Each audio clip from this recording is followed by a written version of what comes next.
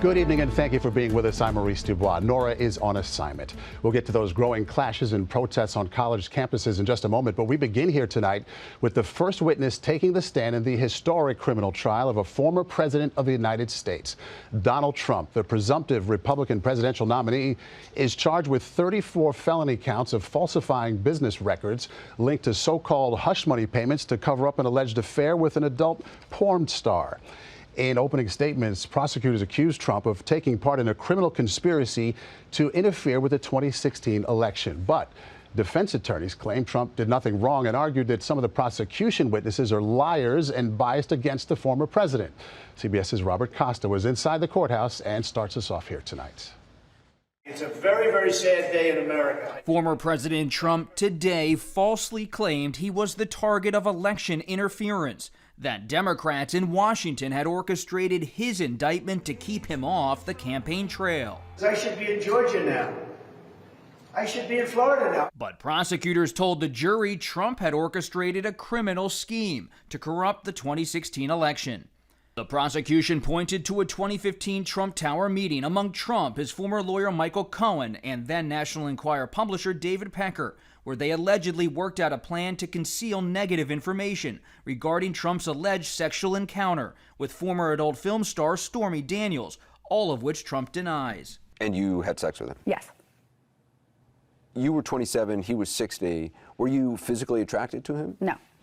Cohen admitted to paying Daniels $130,000 to suppress her story days before the election. Trump later reimbursed Cohen, citing the payment as legal fees. Prosecutors today called it the porn star payoff. It's a case as to bookkeeping, which is a very minor thing. In court, his defense attorney Todd Bland said Trump committed no crime, saying, "I have a spoiler alert. There's nothing wrong with trying to influence an election. It's called democracy." CBS News legal analyst Ricky Kleeman said today was one of the most important moments in a criminal trial. There are studies that say that 80% of jurors' minds are made up at the end of the opening statements. As the prosecution's first witness, Pecker, in very brief testimony, did not discuss the 2015 meeting with Trump and Cohen, but acknowledged the Enquirer paid for stories, calling it checkbook journalism. Inside the courtroom, the scene was austere and grim, with Trump mostly mum as he watched the proceedings. But inside his inner circle tonight, there is real fear that this jury could convict him. Maurice. Okay, Robert Costa at the criminal courthouse in Lower Manhattan tonight. Thank you. The head of Israel's military intelligence resigned today over the security failures that led to the Hamas attack last fall. It is the first high-level resignation stemming from the deadliest attack in that country's history. Meantime, Israeli officials are criticizing an expected move by the Biden administration to blacklist one of its army battalions. Here's CBS's Deborah Patta. The U.S. is investigating the Netzach Yehuda battalion, made up of ultra-Orthodox soldiers who are accused of human rights violations in the Israeli-occupied West Bank. The probe began after 78-year-old American-Palestinian Omar Assad was found dead after being detained at a checkpoint by Israeli soldiers. Mamdou Abu Ebud was also arrested shortly after Assad. He told us he saw him lying face down in the dirt, bound and blindfolded. After the soldiers left, they ran to call for help from the village doctor Islam Abu Zahir, who tried to revive Assad, eventually pronouncing him dead. He is old man, he is obese, he can't walk probably. He didn't make any kind of risk for us soldiers. The possibility of blacklisting an IDF unit has intensified scrutiny of the Israeli military. Since October 7, nearly 500 Palestinians have been killed in the West Bank. This IDF footage shows a counter-terrorism operation in Tulkarem over the weekend that killed 14 militants. After the IDF pulled out, this is what they left in their wake, this massive destruction. And residents here say they've seen nothing like this before. Israeli bulldozers smashed through homes and shops, tore up roads, severed pumps and power lines, cutting off electricity and water. A decision on the Netzach Yehuda battalion is expected this week. Today, Secretary of State Antony Blinken denied the U.S. had double standards when it came to Israel and said there are also ongoing investigations into allegations of human rights violations in Gaza. Maurice? Many thanks, Deborah Patta in East Jerusalem tonight. Back here at home, there's a proposed new gun law in Tennessee that has people on both sides of the issue fired up and speaking out. CBS's Mark Strassman reports tonight from Nashville on the controversial plan to allow teachers to carry guns. This is what democracy looks like. Tennessee high schoolers again skipped school to protest, taking aim at a proposed gun law that they say takes aim at them. It would allow teachers to carry guns in the classroom. The future of our state is at stake. They have the voices, but they don't have the votes. Earlier this month, Tennessee State Senate approved a bill allowing teachers and school staff to carry concealed handguns. To supporters, it's a deterrent. That we are not trying to shoot a student, but protect a student from an active shooter. The debate took a dramatic turn when State Senator London Lamar spoke out while cradling her 8-month-old son. I'm mad because this bill puts my child at risk. 16 states and the District of Columbia have laws that prohibit teachers from carrying guns. But these protests come in a city still reeling from last year's horrific mass shooting at the Covenant School. 3 students and 3 staff members were killed. It ignited calls for the reform of state gun laws. But opponents say not this law. And you feel that students are at risk with this bill? Absolutely. Absolutely. We're putting a job on the teacher that they should never have. But Tennessee's Republican lawmakers are sticking to their guns. There are some counties where they may only have 2 deputies on shift. This bill tries to fix that problem and protect children. If the bill passes the Republican supermajority in the House, Tennessee's governor seems poised to sign it. Maurice? Intensity on both sides there. Mark Strassman in Nashville tonight, thank you. Now to a major Supreme Court case that could have an impact on some of the more than 650,000 Americans experiencing homelessness. The justices heard arguments today on a set of anti-camping laws in Grants Pass, Oregon, that make it illegal to sleep in public places. The court's liberal justices suggested the city is criminalizing homelessness, while several conservative justices suggested lawmakers should be the ones setting the rules. A decision is expected in June. Tonight, a CBS News investigation into the dark and dangerous side of online dating. This week, we'll take a look at the threat affecting tens of thousands of Americans, largely in secret. CBS's Jim Axelrod meets a daughter whose mother was ensnared in a romance scam that cost her far more than her life savings. Kelly Dow is a daughter searching for answers. I have an appointment with Detective Jeff Phillips About what happened to her mother. Laura Kowal, a 57-year-old retired healthcare executive who was widowed in 2015 and moved from Chicago to the small town of Galena, Illinois, to start her next chapter. Oh, I love you, honey. She had all these buckets full in her life, but there was this one bucket that was missing of having a relationship. So Laura, like 3 in 10 adults have done, turned to online dating, creating a profile on Match.com. It felt safer to do it that way than to go to a bar and meet somebody. Online dating felt safer. Mm-hmm. She matched with someone who called himself Frank Borg, and who used these 2 pictures stolen from a Chilean doctor. Frank claimed to be a Swedish businessman. Clearly, my mom felt the emotions of feeling loved. And I know there's a lot of people out there saying, well, how could that happen? 64,000 Americans were taken for more than $1 billion by romance scammers last year, more than double the $500 million it was just 4 years before. I'm calling in regards to your mother. When Kelly got a call from a federal investigator who may have been involved in a fraud scam. Kelly? Yeah. Deputy Tavarthan with the Sheriff's Office. Nice to meet you. Nice to meet you. She raced to her mom's home, only to find it empty. You must have been freaking out. I was. A search for a missing woman.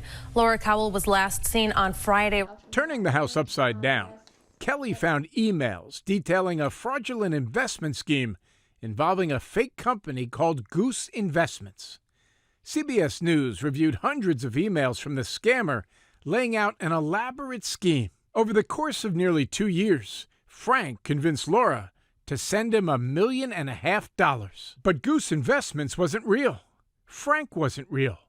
And buried in a file cabinet was this note from Kelly's mom. I've been living a double life. Yes, it involves Frank. I tried to stop this, but I knew I would end up dead. Laura's body was found in the Mississippi River, more than 200 miles away, somewhere Kelly says she'd never been. The medical examiner called it death by drowning, never ruling homicide or suicide. I had a lot of questions for the sheriff's department down in Missouri that was responsible for the recovery of her body.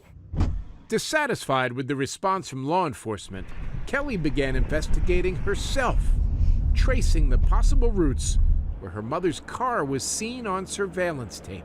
This service station here Yep. captured your mom's vehicle. Yep. Getting answers is now Kelly's life's work. It wasn't until I learned that I was going to be a mom myself and have a daughter that I knew that one day she would know the full story of how her grandmother passed away. And ultimately, her grandmother's story can save someone's life. So many questions. As Kelly asks, how could her smart, successful mom be scammed out of her life savings? Tomorrow on CBS Mornings, from what authorities believe was Frank's home base, we'll meet a former romance scammer in West Africa. And tomorrow night on the CBS Evening News, we'll have a sinister twist when the victim actually becomes complicit in the crime. Maurice? So many questions is right. Looking forward to it, Jim. Thank you. A woman facing possible criminal charges after a horrific crash into a child's birthday party. We'll have the details next.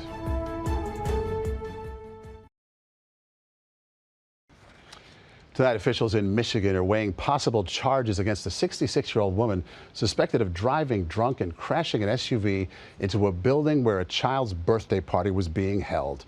An 8-year-old girl and her 5-year-old brother were pronounced dead at the scene on Saturday. A GoFundMe page for the family says their older brother and mother were among the 15 people injured. 3 months before this summer's Olympics, there are accusations of a Chinese doping scandal cover-up. The World Anti-Doping Agency confirming reports that 23 Chinese swimmers had tested positive for a banned heart medication ahead of the 2021 Olympics in Tokyo, where the agency accepted the findings of Chinese officials that the samples had been contaminated. China won 3 gold medals at the 21 Games and will be allowed to participate in Paris this summer. On this Earth Day, we take a look at how sharks play a vital role in the health of the planet. That's next. On this Earth Day, we take a look at the health of our oceans, which is key to life on land. In tonight's Climate Watch, CBS's Ben Tracy takes us to the Bahamas to show us why protecting the predators of the sea is essential to protecting the planet. Here in the Bahamas, reef sharks are one of the most common sharks that we see. Candace Fields took us to Danger Reef in the Bahamas to see this. Waters teeming with reef sharks. As top predators, they're critical to keeping the balance of fish populations in check so coral reef ecosystems can thrive. They're kind of the kings of the coral reef, right? They're keeping the reef in a nice harmonious balance. Fields is part of a global shark census called FinPrint. In 2018, it found the 5 main species of reef sharks had declined 63% and were functionally extinct on 20% of the reefs, largely due to overfishing. But they're thriving here inside what is called a Marine Protected Area, or MPA. You can't come in here and fish for anything. You can't take a thing. Absolutely. It's complete protection. All right, let's check the camera. We watched as Fields deployed an underwater camera to help count the sharks. Her data is part of a new study to see if MPAs help threatened marine life recover. There are more than 18,000 MPAs covering about 8% of the world's oceans. part of a United Nations effort to protect 30% of the oceans by 2030. So we're on our way to look for people fishing. Yes, sir. But enforcement is key. We rode along with the Royal Bahamas Defense Force on patrol. Stop the vessel. It has seized dozens of boats. They had 46 persons on board. Fining and jailing fishermen and confiscating their often massive illegal catch. Either we chase them away or we catch them, and we've been having huge success doing this. So when it comes to enforcement, you guys are the muscle. Yes. These vessels have entered into the Bahamian waters. Part of the brains of the operation is Skylight, a system that helps track the bad guys using a mix of AI and satellite vessel tracking data. So we're using this technology to help focus those patrol efforts. It's something that I think will have a big impact on shark conservation in the future. Hopefully helping the kings of the reef rebound. Ben Tracy, CBS News, the Bahamas. Extraordinary creatures. Heart of America is next with the incredible courage of Good Samaritans coming to the rescue in a fiery car crash.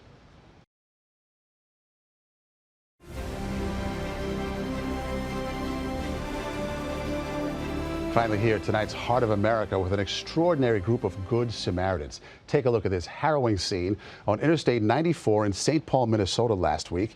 An SUV engulfed in flames after slamming into a light pole and guardrail. Within seconds, complete strangers rushed toward the burning vehicle where they attempted to pry open the doors while dodging the heat. Eventually, someone broke a window and pulled the 71-year-old driver to safety. One of those heroes, Kadir Tola, explains why he did not hesitate to help. That could be me one day, you know. What would happen if I was in that situation and my life is on the hands of strangers that I don't even know? Miraculously, no injuries were reported. All thanks to Kadir Tola and all of those Good Samaritans. Tonight's Heart of America. Outstanding job. And that is tonight's CBS Evening News. For Nora O'Donnell, I'm Maurice Dubois. Have a good night. We'll see you back here tomorrow.